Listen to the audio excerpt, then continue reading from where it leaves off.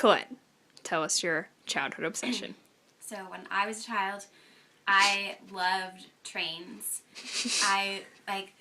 Probably the best moment of my childhood was when I got to ride the train in Seattle. It wasn't even like a real train. It was like this safari of Seattle. I don't even know. But it didn't actually go anywhere. But I got to ride a train and I was really excited. But my favorite movies were like Thomas the Tank Engine, which they're like quality movies. And my parents would get me like really nice model trains for Christmas and stuff. And I used to put my hamster as the driver of the train, and we would put him in like a little conductor's hat, and we would like ride around the track, and I think he enjoyed it. We have pictures.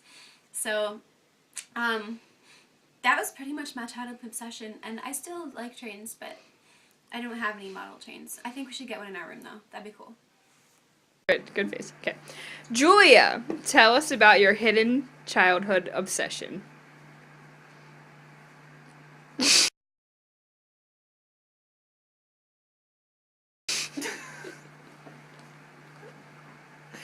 Okay, so when I was younger, I used to name everything Dee Dee and Ronnie.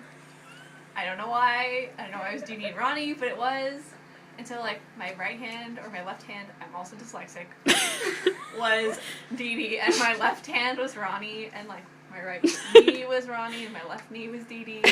Like everything was Dee Dee and Ronnie. Like if I had a pair of something, that's always Dee Dee and Ronnie. No? Yes. Emily, tell me your hidden childhood obsession. You're so excited. Okay. This one time, for about 3 weeks, I watched this episode of Full House, which was my favorite show, and I used to watch it all the time. And I still watch it a lot. But there was an episode where Michelle's feet get huge in her dream. They don't actually get huge. So then I became obsessed with this idea that my feet were going to grow and be the size of clown feet. So I would go, they're not, they're small, but I would go to bed with 3 pairs of socks on, water shoes, and sneakers because I didn't want my feet to grow. And that lasted like 3 weeks, and then I didn't do it anymore. That's the end. Lynn, what is your hidden childhood obsession? Me and my brother would collect these little action figure toys. We had like 50 of them, of like all these different characters like Disney and sports heroes and like Polly Pockets. And we would play them all the time, and at Christmas time we would like draft pick them, and we would each have our own little families, and it was basically awesome, and we still have them. Sarah. Okay. Sarah Johnson. Yes. Tell us about your childhood obsession. Okay, well, when I was little, I loved mermaids. I loved mermaids so much. I watched Little Mermaid, and I thought mermaids were real. I even talked to my dad about it. I said, Dad, seriously, I even drew up like plans. I was like, listen, it's not cold enough. They could have blubber. Dad, they have gills. You understand me? And they have night vision. Like, I was scientific about it. I said they were real. It gets better. I went to my aunt's house, and I watched Little Mermaid, and I was like, I can make myself a tail. So I sewed a tail out of this shiny purple blue material, and I wore it, and I would hop around, and I was a little mermaid. So I love mermaids.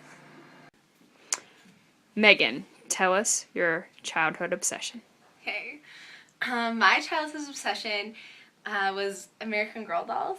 I can't remember exactly when it started, but we used to get the magazines in the mail when I was like 3 or 4, and I just remember being like so obsessed with Samantha because she looked like me, and I really, really, really, really wanted her, but it says on the bottom of the pages that it's only recommended for children 8 and older, so my mom would not get her for me. And so she got me a bitty baby, and that was not good enough, and so I kept asking for it for every birthday and Christmas until I turned 8. And then I got her when I turned 8 years old, and it was like the best day ever. She looks awful now. She's missing a leg, and I think she has like half of her hair. And then it didn't stop there. Oh no, once I had Samantha, I had to get all of the original ones. I was never into that whole like girl of the year thing. That was just so lame.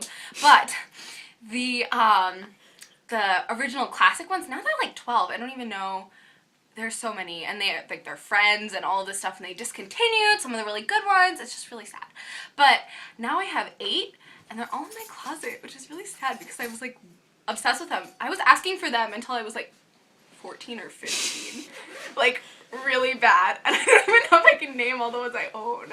But I have Samantha and Nellie and Felicity and Elizabeth and Molly and Kaya and Josefina and one more.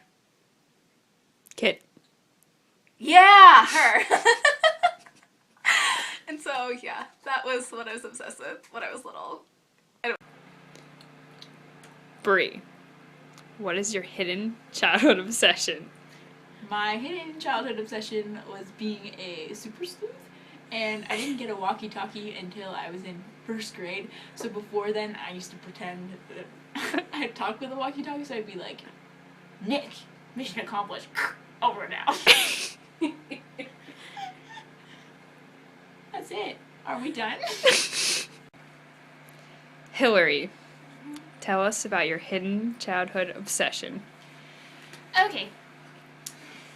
So when I was a kid, I really loved Beanie Babies, and my sister and my brother and I would all collect them. And I would like rip off the tags right away because I didn't realize that like they were collectors and you could actually get money from them later, and I later on regretted that, like when I was 12. But when I first got them, when I was like 6 and 7, 8, and 9, and 10, I like would like rip the tags off, and I loved them, and I'd like play with them, and they all had their own little spots in my dresser and stuff, and I was very protective of them. So if my brother and my sister tried to take one of theirs and put them in their shelf, it just wasn't a good situation. I would like steal it back, and I would probably steal one of theirs as well to make sure they got the message.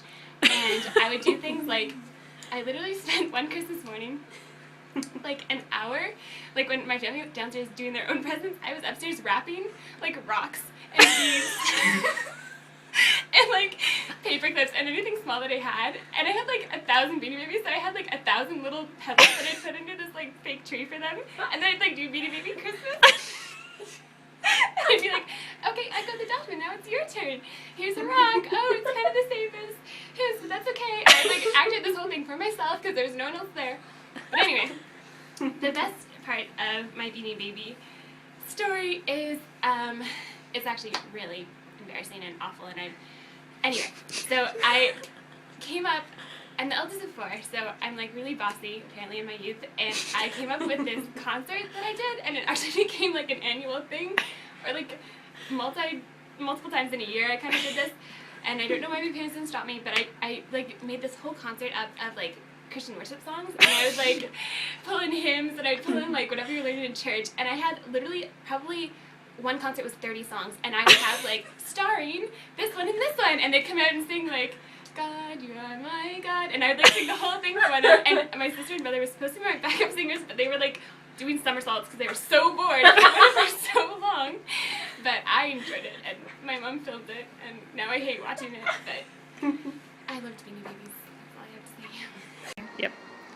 Tell us about your hidden childhood obsession, Lindsay. Okay, so in 3rd grade, I would alternate between 2 separate shirts. Both of them had purple stripes, but one was purple and pink stripe, and one was purple and blue stripe. So every day they were turtlenecks. Every day I would switch, and so every day someone would be like, did you wear that yesterday? I'd be like, no, actually that was my pink and purple one, I'm wearing the blue and purple one today. But that went on for an entire year. 3rd grade. Ordinary. Melena. Yes. Tell me your hidden childhood obsession. When I was little and my mom and I would walk to the park, I spent more time talking to the ants on the sidewalk than I did playing at the park. I was an odd child.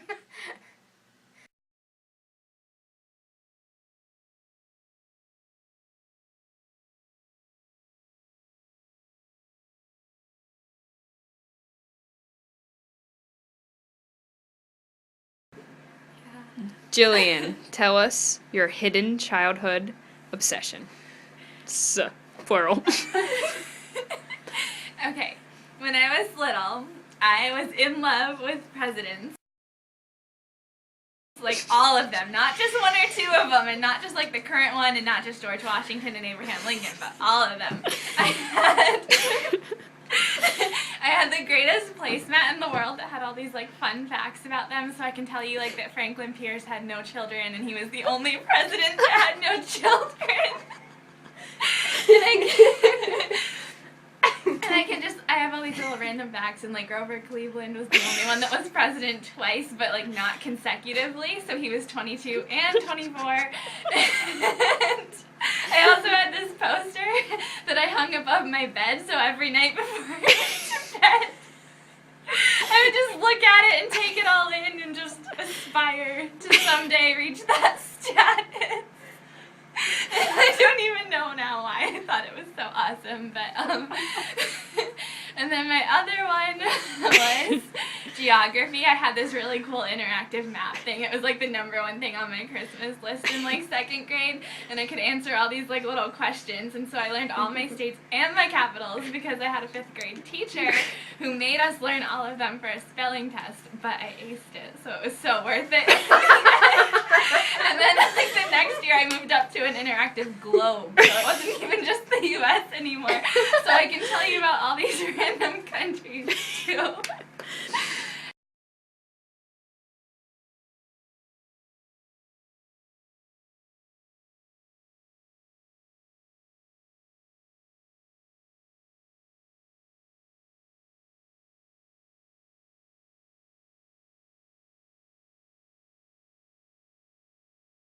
Dinosaur. Be a dinosaur. Come on, be a dinosaur. It's because someone's watching you. You could totally be a dinosaur if Erica wasn't watching you. Erica, can you be a dinosaur? Come on, Morgan, you can do it now. Look, she's not even watching. I'm not watching.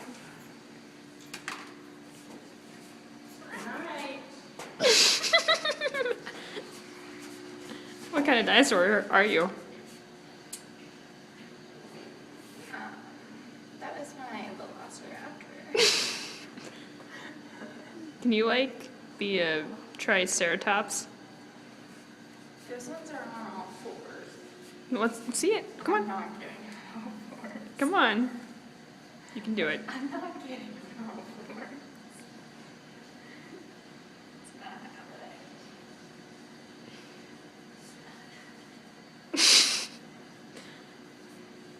Can you be a T-Rex? You like go eat brie or something? I don't want to disturb the little child. But T-Rexes wouldn't care about disturbing. They just want to eat things. I'm a Karen T-Rex. What's your name? I am the least creative person. This is true. It is true. I'm not creative at all. Can you be... What kind of other dinosaurs are there? Well, there's not really, I can't think of any other ones that really are on 2 feet. What about one that flies? Pterodactyl? Yeah, can you be one of those? That looks too, like, gentle. Aren't they, like, violent?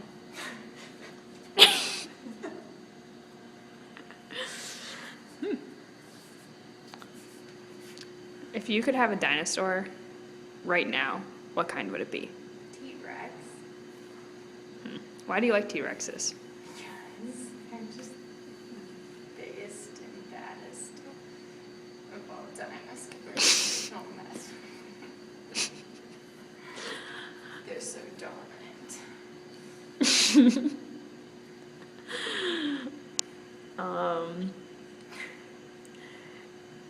What would be your ideal career if you were good at science? Right. Isn't that called like a paleontologist? Or is that? Mm-hmm. Is that Wait, isn't it archaeologist? or something? No, is that rocks? That's a geologist. It's a paleontologist. I don't know. We'll just pretend that's what digs up dinosaurs. Because you would love to do that, wouldn't you? That'd be my dream job if I was a beast of science. Unfortunately, that dream was lost many years ago.